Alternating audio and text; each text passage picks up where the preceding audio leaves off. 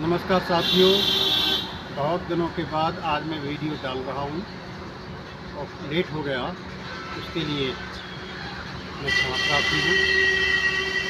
दोस्तों, अभी एक घटना घटी है हाथरस उत्तर प्रदेश में, जिसमें सत्संग के अंदर भगदड़ मची और बहुत सारे लोग उसमें मारे गए हैं। 121 लोगों की मौत की पुष्टि हो चुकी है और 100 से ज़्यादा घायल बताए जा रहे हैं, जो विभिन्न अस्पतालों में भर्ती है।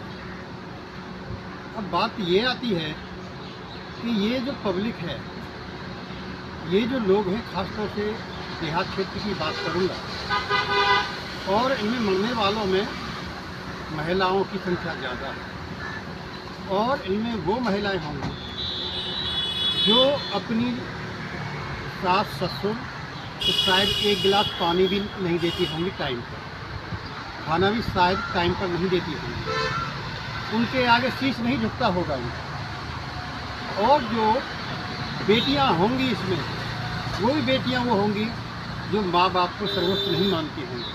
अगर माँ बाप को सर्वोच्च अगर मानती होती तो यहाँ आने की ज़रूरत नहीं थी। क्यों?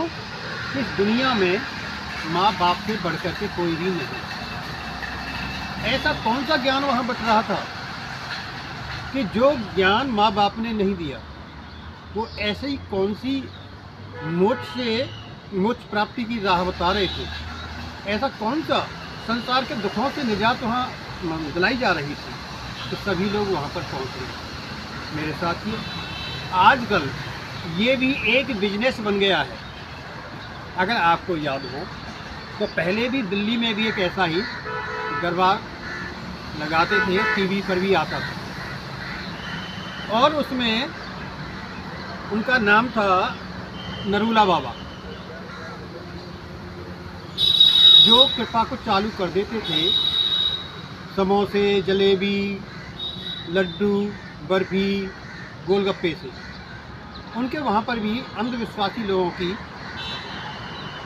भीड़ इकट्ठा हो जाती थी, जिनको निर्मल बाबा कहते थे।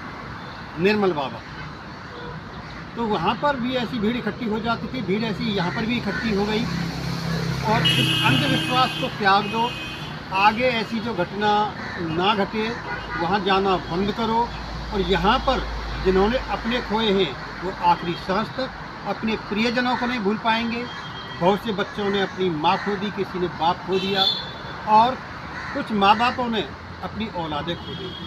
तो मेरे साथियों, मेरे भारतवासियों, मैं आपको यही कहूँगा कि अंधविश्वास से दूर रहें। और जो बाबा नारायण साकार हरि, जिस पर पहले से ही कई केस दर्ज हैं, उसने आप लोगों को बहला करके और उनकी बहुत सारी प्रॉपर्टी अवैध रूप से इकट्ठा कर ली है, जिसकी अभी जांच सरकार करेगी। सारा सच होगा, वो आप सभी के सामने आ जाएगा। लेकिन मैं फिर भी बार बार आप सभी लोगों से यही गुजारिश करता हूँ कि आप ऐसे किसी भी बाबा के झांसे में नहीं आएँ। हिंदुस्तान में बाबाओं की कमी नहीं है। जितने अरेस्ट होते हैं, जितने जेल में बंद किए जाते हैं, फिर कोई ना कोई बाबा आ जाता है समाज के सामने। तो मेरे साथियों, मेरे भारतवासियों, माताओं, बहनों, आप इन बाबाओं के चंगुल से बच कर के दूर रहें। इनके किसी भी प्रकार के झांसे में नहीं आए। जो ज्ञान सच्चा माँ और बाप दे सकते हैं, वो उन बापाओं के पास ज्ञान आपको नहीं मिलेगा। आपसे हाथ जोड़ करके फिर आखिरी यही गुजारिश है कि इन बाबाओं से बच करके रहें। जय हिंद, जय भारत।